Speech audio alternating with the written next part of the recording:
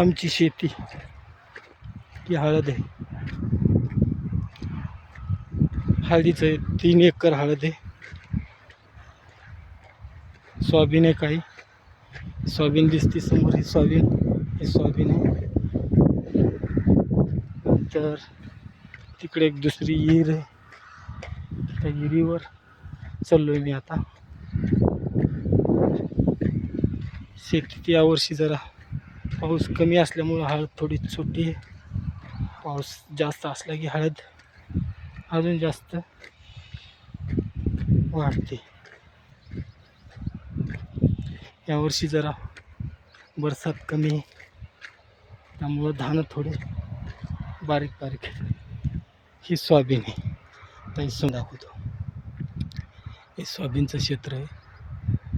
त्या काठापासून ते शेवटचा झाडाचं टोक त्यापासून इथपर्यंत ह्या असा पट्टा आहे आमचा. इथून असं लागला इकडं ते तिथपर्यंत, त्या लिंबापर्यंत हळद आहे.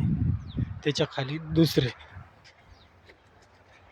चालला यावर्षी आता बदल करण्याचा विचार. पारंपरिक पिकामध्ये काही उत्पन्न वाढ होईना. मजुरी, शेत कामगार एक शेतात काम करणारे कोणी, माणसाच्या मजुराची कमतरता, महागाई, सोयाबीनला भाव नाही. 4,000 रुपये क्विंटलनं जाते एकरी. 10 ते 15 क्विंटल 50-60 हजाराची सोयाबीन जास्तीत जास्त एकरी होती. पारंपरिक पिकामध्ये उत्पन्न वाढणं आणि फायदाही होईल. त्यामुळे यावर्षी शेरांबा बाग करण्याचं चालू आहे. त्यासाठी पाण्याची थोडी टंचाई.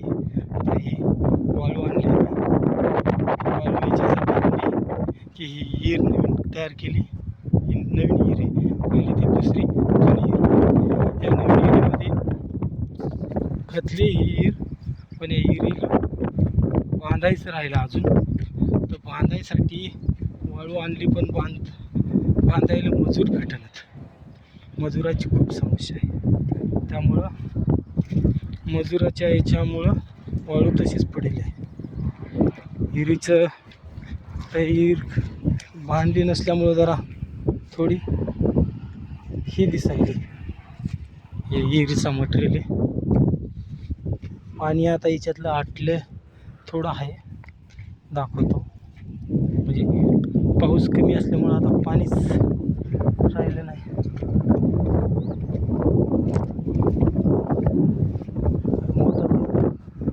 पाणी दिसतंय पाणी.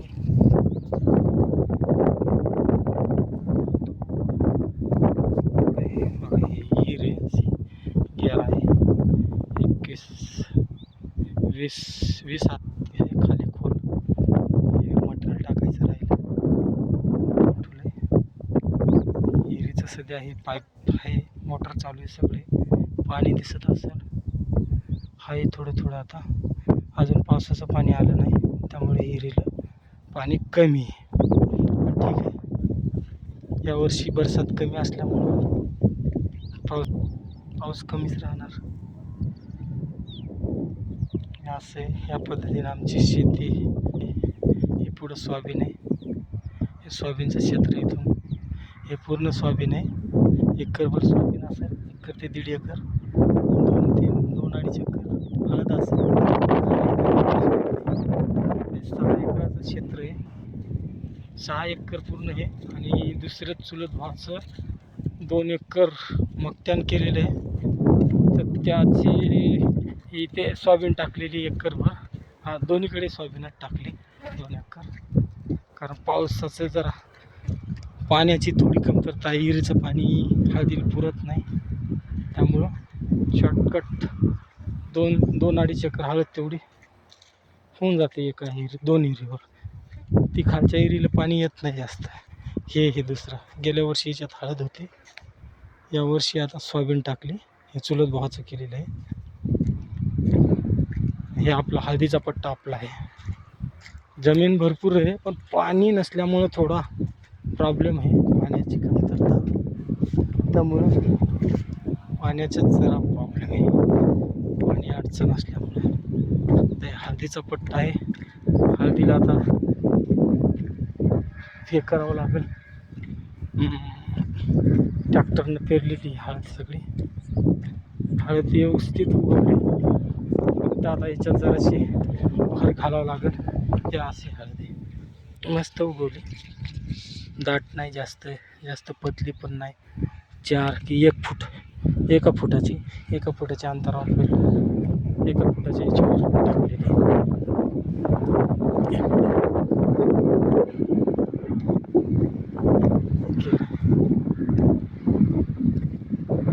अशा पद्धतीने शेतीमध्ये आता डेव्हलप करण्यासाठी थोडं पाण्याची कमतरता भासते. पाणी जोपर्यंत होत नाही मुबलक प्रमाणात, तोपर्यंत शेतीत जास्त उत्पन्न निघण्याची गॅरंटी नाही. हे मोहाचं झाड आहे, तोडलं थोडं मावं याच्यावर दरवर्षी 1 क्विंटल ते 1.5 क्विंटल मोहाची फुलं निघायचे. ते धुऱ्यावर असल्यामुळं तोडून टाकलं. धुऱ्यावर असल्यामुळं ते तोडलं गेलं, नाही तर त्याचे दरवर्षी 1-2 क्विंटल मोह निघायचे. हे वाण कुठे दिसते हे असे शेतात. हे आता हे गांडूळ असते, जमीन पोखरते, तर नाशकाचा मारा केला की हे असे प्राणी मरून, बारीक जीवाणू असतात, हे मरून जातात. त्यामुळे जास्तीत जास्त सेंद्रिय खताचा वापर सर्वांनी, कारण की सेंद्रिय खताचे फायदे आहेत. रासायनिक खतानं हे जमिनीची जी, आता ही जमीन आहे, ही जमीन आहे, 2 मिनटं दाखवतो. आता ही माती आहे, या मातीमध्ये बघा किती एकदम भुसभुशीत माती आहे. अशी माती असली पाहिजे भुसभुशीत. याच्यामध्ये जीवाणू जे असतात ते आपल्या जमिनीला भुसभुशीत ठेवतात. गांडूळ असतात, काही दुसरे जीवाणू असतात हे. पण जर आपण तणनाशक मारलं तर तणनाशकानं काय होते, पिकाला थोडाफार परिणाम होते. पिकं थोडी जोमात येतात, पण त्याचा परिणाम वाईट होते. कारण की बाहेर जे जमिनीमध्ये जे जीवाणू आहेत ते सर्व नष्ट होतात, आणि नष्ट झाल्यामुळं काय होते, जमिनीची जी पोषक तत्व कमी होतात. पोषक तत्व कमी झाले तर फ्युचरमध्ये त्या जमिनीमध्ये निकामी होण्याची जास्त शक्यता असते. आता हे बांध आहे, या बांधावर मी काही झाडं लावली होती, पण ते काय आता राहिले नाही. मोहाची झाडं लावली होती. ही आता एक सागाचं आहे, लिंबाचं आहे, आणि बीब आहे. बीब ही आयुर्वेदिक, म्हणजे बीब हे पुरातत्व काळापासून हे बिबाचं झाड हे आयुर्वेदिक येतं. या बीब येतात दरवर्षी. बीबीचं झाड आहे, खूप जुनं आहे, 10-15 वर्षाच्या पुढचं आहे. जानेवारीमध्ये या बिबाला बीब एकदम लाल धरत बिबाचं झाड होते. आता सध्या याला फुलोरा येत असेल बघा, हा याला हे बारीक फुलोरा याला. जानेवारीमध्ये याचा बहर असते, जानेवारीमध्ये फुल रगडून येते. पण ही वानरं हे ते काय आता राखणं होत नाही, घरचे खातात, काही दुसरे शेजारी पाजारी खातात, आणि वानेरं खाऊन घेतात. काही एवढं त्याचं हे नाही. पण या बिबाची जे गडमी असते, बिबाची गोळंबी, ही गोळंबी पण कामा येते. आणि बिबाचा गोटा आहे, याला म्हणतात बिबाचा गोटा. याच्यापासून तेल बनवलं जाते, मग त्या बिब्याचं तेल बनवलं जाते. मग या तेलापासून काय होते, या तेलाचे अनेक फायदे आहेत. एक तर गाडीच्या वंगणमध्ये तेल वापरू शकतो आपण, चाकामध्ये, याच्यामध्ये वंगण म्हणून. नंतर याच्यामध्ये एक गोडंबी असते, त्या गोडंबीचा पण आपण वापर करतो. गोडंबी पण खाण्यासाठी चांगली असते. आणि दुसरं म्हणजे हे झाड तसं बांधावर असलं तर काही प्रॉब्लेम नाही याचा एवढं काय. फक्त या झाडाची जी खोड आहे, हे खांट्या आहेत, ह्या ठिसूळ असतात. तर हे बघा, हे झाड आहे, हे बघा फुलोरा येते, लतपत भरून फुलोरा येते, अशी बिबं येतात. आता हे नेमकंच बहर राहिले. हे जानेवारीमध्ये, आता 2-3 महिने आता याच्या फुलोराने हे होईल. जानेवारीमध्ये फुल बिबाचा महोत्सव असतो. बिबं येतात. खायला खूप टेस्टेड असते. हे रानमेवा आहे, जंगलातला रानमेवा. असा रानमेवा हे आपल्या शेतामध्ये कुठेतरी पाहिजे पूर्वीचे. आता हे बिबाचे झाडं नष्टच झाल्यात गणती आहेत, कारण की आता खूप दिवसापासून एकच राहिलं. बाकी तर काही दुसरीकडे राहिलेलं नाही. ते ही सोयाबीन आहे. या सोयाबीनमध्ये आहे 2 एकर.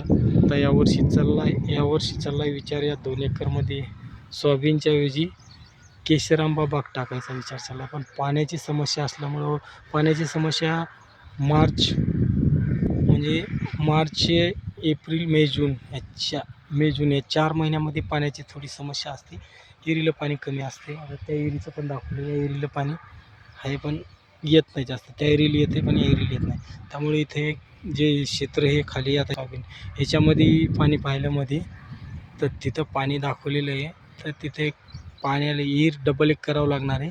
आणि वरती इथं या लिंबाच्या थोडं या अलीकडं ते एक बोर घ्यायचा. म्हणजे 2 विहिरी आणि 1 बोर, या दोन्हीचं मिळून, 2 विहिरीचं आणि बोरचं मिळून पाणी सगळे क्षेत्र 6 एकराला पुरून जाईल. कारण की विहिरीचं पाणी उन्हाळ्यामध्ये राहत नाही. तर चालला विचार शेततळं करण्याचा.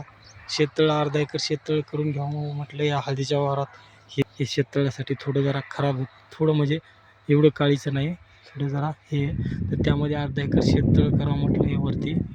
आणि 5.5 एकर शेततळ्यामध्ये पावसाळ्याचं पाणी ठेवल्याच्यानंतर 5.5 एकर त्याचं 60 आरामशीर बागायत होऊन जाईल. त्यामध्ये 2 एकर, आता हे जे खालचं दिसायला हे 2 एकर खाली सोयाबीन. यामध्ये हे सोयाबीन या 2 एकरामध्ये किती जास्तीत जास्त 1 लाखाची सोयाबीन होणार नाही, पण ठीक आहे 1 लाखाची. आणि तेच जर केशरांबा लावला तर त्यामध्ये 20 ते 25 लाखाचं उत्पन्न बनल. मग हे असे पारंपरिक पिकामधून आपल्या बागायत पिकाकडे जाण्यासाठी घरच्याचा थोडा हाय हे पारंपरिकमध्ये. त्यांना थोडं भीती वाटते, पाऊस नाही तर आपल्याला जमल का, केशरांबा जमल का, मग लावला तर त्याची माहिती नाही, काय नाही, हे म्हणजे कॉन्फिडन्स नाही एवढा. आणि त्याची हे नाही, लोक पुन्हा भीती घालतात. जर लावला तर तुमच्याकडे पाणी नाही, तुम्हाला जमल का, लोक घेताल का, बऱ्याच समस्या. म्हणजे भीती. मेन मुद्दा काय आहे की पारंपरिक पिकाच्या बाहेर निघायची इच्छा नाही त्याची. कारण की त्यांना पुढची हे जे आपण जे म्हणतो, हे जे बागायत क्षेत्र आहे, बागायत म्हणजे मोसंबी लागवड, संत्रा लागवड किंवा केशरांबा लागवड याची माहिती नसल्यामुळे, माहितीच्या अभावी घाबरतात ते. त्यामुळं त्यांना त्या सोयाबीन आणि कापूस आणि हळद पण नव्हती, पण आता करायला लागली, थोडं पैसे दिसायले. त्यामुळे याच्या व्यतिरिक्त त्यांना काही करू वाटत नाही. पण मी स्वतःचं मी MA शिक्षण झालं माझं पुणे विद्यापीठामध्ये. मी सुरुवातीला असंच 10वीपर्यंत गावाकडे शिकलो. 10वीच्या नंतर पुण्याला शिक्षण झालं. त्यानंतर थोडं कळत गेलं की काहीतरी आपण करावं. मग त्यानंतर स्पर्धा परीक्षा जी होती त्याच्यासाठी मी गेलो पुण्यामध्ये. 2-4 वर्षे अभ्यास केला. पण परिस्थिती जरा बिकट असल्यामुळं, पैशाच्या याच्या अडचणी येत होत्या. त्यामुळं काही मला स्पर्धा परीक्षेमध्ये जास्त वेळ अभ्यास करता येत नव्हता. तरी पण मी प्रयत्न केला. मी एक सिक्युरिटीची नोकरी दिवसा करून रात्रीचा नाईटचा अभ्यास करत होतो. थोडा ड्युटी बी करत होतो. कारण पैशाच्या याच्या अडचणी 2-4 महिने दिले पैसे आम्ही, पण ते जास्त वेळ त्यांना पैसे देता येत नव्हते. महिन्याला खर्च पुण्याला म्हणलं तर 9-10 हजार रुपये खर्च आहे महिन्याचा, शिक्षणाचा याचा त्याचा, आणि ते जमत नव्हतं. मग मी रात्रीचं सकाळ ऑफिसमध्ये सिक्युरिटीचं ड्युटी करायचो आणि तिथे रात्रीचा अभ्यास करायचो काही क्लास करायचो. असं करून मी माझं शिक्षण पूर्ण केलं. MA झालं. त्यानंतर ऑफिसमध्ये होतो, पण ऑफिसमध्ये पण माझं मन लागून गेलं. कारण गव्हर्मेंट परीक्षेसाठी, गव्हर्मेंट नोकरीसाठी मी प्रयत्न केले. पण त्यावेळेस ते पेपरफुटी हे ते चालू होते. बरेच काही प्रॉब्लेम येत होते. कधी पैशाचे प्रॉब्लेम, कधी पेपरफुटी. 2-4 वेळा पेपर चांगले गेले. एक आरोग्यसेवकचा पेपर चांगला गेला, पेपर फुटला. दुसरे पेपर हे गेले. नंतर समाज कल्याणमध्ये गावाकडे लॉकडाऊनमध्ये लागलो. तिथं हे केलं होतं थोडं कॉन्ट्रॅक्ट भरतीवर. पण ते लॉकडाऊन आलं तर ती कॉन्ट्रॅक्ट भरती रद्द झाली. मग त्यानंतर मी कंपनी जॉईन केली. कंपनीमध्ये लागलो एका कंपनीत. तिथं परमनंट व्हायचे चान्सेस आले. परमनंटसाठी सगळं ओके झालं, पण ती कंपनीच बंद पडली. म्हणजे नशीब कधी कधी साथ देत नाही. पण ती कंपनी बंद पडल्याच्या नंतर मी दुसऱ्या कंपनीमध्ये जॉईन झालो. पण आपली प्रामाणिकपणा आपला स्वतःचा असला तर कुठेही आपल्याला यश मिळते. प्रामाणिकपणानं मी काम केलं कंपनीमध्ये. पुन्हा तिथं कंपनी रोल घेतलं आहे. आज तिथं पण पगार 20-22पर्यंत पगार पडते. आणि योगायोग असे झाले की माझी मंडळी म्हणजे बायको, तिला पण मी पहिली शिक्षण थोडं म्हणलं 12वी तरी लागेल. कारण की 12वीपर्यंत जर तिचं शिक्षण असलं तर म्हणलं फ्युचर तिला शिकवता येईल. फ्युचरमध्ये तिला पण काही जॉबला कुठे ऑपॉर्च्युनिटी असली तर लावता येईल. त्यानंतर तिचं 14वी, मी 13वी-14वी झाल्याच्यानंतर झालं तिचं शिक्षण केलं. आणि मी पुण्याला असताना मी पुण्यामध्ये शिकत तिला पोलीस भरतीची तयारी, तिला पोलीस होण्याची इच्छा होती. म्हणलं कर पोलीस भरती तयारी केली. आणि पोलीस पाटलाच्या जागा निघल्या गावामध्ये. आणि जागा निघल्या लेडीजला जागा निघल्या असल्यामुळं मग ते काय झालं, फॉर्म भरायचा कसं म्हणलं भरून टाक. फॉर्म भरला, अभ्यास चालू केला, कर म्हणलं अभ्यास. मग गावाकडे पाठवलं. थोडं अकॅडमी जॉईन केली, तिची अकॅडमी जॉईन केली. ते योगायोगाने तिचे चांगला अभ्यास झाला. आणि पोलीस भरतीमध्ये गावामध्ये 100 फॉर्म होते लेडीजचे. पण अभ्यास असल्यामुळं मग कॉम्पिटिशनमध्ये ती पण आली. म्हणजे 5-6 मेन्समध्ये 5-6 पोरी गेल्या, मेन्समध्ये पास झाल्या. त्यानंतर मुलाखतीसाठी ज्यावेळेस मेरिट लागली त्यावेळेस मुलाखतीला फक्त एकटी तिचाच नंबर लागला. कारण की तिचे मार्क जास्त होते. बाकीच्याचे मार्क 30-40 30-40, तिला 63 मार्क होते. त्यामुळं एक साईड इंटरव्ह्यूला एकटीच असल्यामुळं मग तिचं काही प्रॉब्लेम आला नाही. मग ती इंटरव्ह्यूमध्ये पास झाली. आणि पोलीस पाटील या पदावर आता माझी वाईफ रुजू आहे. सध्या वटकळ या गावची पोलीस पाटील आहे. आणि आमचे मोठे बंधू आहेत ते सध्या कारभार बघतात. एकत्रच आहे आम्ही, आई वडील, मोठा भाऊ, मी आणि सगळं. तर भाऊ पहिल्यापासून राजकारणात थोडं त्याला नाद होता, आवड होती की थोडंफार हे करायचं. सदस्याच्या उभं राहायचं. मध्ये सदस्य होता, सरपंचाच्या निवडणुकीत सदस्याचा फॉर्म भरला होता, सदस्य होता तो. तर आता यावेळेस पोलीस पाटील झाल्याच्यानंतर मग आता तोच कारभार बघतोय, मी नाही बघत. मी आता सध्या कंपनीत आहे, पण मी आता राजीनामा देण्याच्या विचारात आहे. कारण की आता शेतीवर थोडं लक्ष द्यावं वाटते. कंपनीत 20,000 पगार पडते, पण मी राहणार पुण्यामध्ये, मंडळी राहणार गावाकडे हिंगोलीमध्ये. पण ते दोघायचं आणि मुलाचं शिक्षणाचं याचं त्याचं, पुन्हा आपल्याला तिथं हातान करून खायचे, स्वयंपाक येते, थोडं कंटाळा येते. दिवसभर ऑफिस ड्युटी करायची कंपनीची, घरी यायचं हे करायचं. पुन्हा शेतावर बी लक्ष राहत नाही. आता शेतीत बी कसं आहे, शेती 6 एकर आहे आणि गावाकडं 2 एकर म्हणजे 8 एकर आहे. पण उत्पन्न वाढवायचं आणि नोकरी न करता आपल्या स्वतःचं आपण जर चांगल्या व्यवस्थित पद्धतीनं जर आपण शेती केली तर आपल्याला नोकरी करायची काही गरज नाही. नोकरी 20,000 रुपये महिना म्हणजे 2 लाख रुपये वर्षाची साधारणतः. ते त्यात खर्च जाऊन सगळं हे जाऊन 1 ते 1.25 लाख रुपये उरतात. 1 लाख रुपये 1.25 लाख रुपये उरतात. तेच जर आपण इथं शेतामध्ये 8 घंटे काम केलं तर शेतीत बागायत केली, फळबागायत केली तर 20-25 लाखाला 2 एकर, नुसत्या 2 एकरची केशर बाग विकल्या जाईल आंब्याची. आणि काही एकदा फक्त लावण्याची थोडी हे लावल्याच्या नंतर मग नंतर आपण उत्पन्नच काढायचं आणि थोडा फवारणीचा याचा खर्च. पण लावच तो थोडं धाकधूक आहे, पाण्याची याची समस्या होते. पण पाणी पावसाळ्यामध्ये असते, स्टोअर करून ठेवायचं. शेततळ घ्यायचं, माझा तेच विचार चालला आहे. शेततळ घ्यायचं, स्टोअर करायचं 4 महिन्यापुरतं. किती लिटर लागते तेवढ्या याच्या अर्धा एकरचं. आणि काही विहिरीचं पाणी जानेवारी फेब्रुवारी लोक विहिरीचं पाणी पुरतं आहे. मार्च एप्रिल मे जून 4 महिने ठिबकच्या साह्यानं आंब्याच्या बागेला पाणी द्यायचं 8 दिवसाला किंवा 4-5 दिवसाला, असं करून 2-3 महिन्यापुरतं. एवढं पाणी लागत नाही आंब्याच्या बागेला. सगळं हे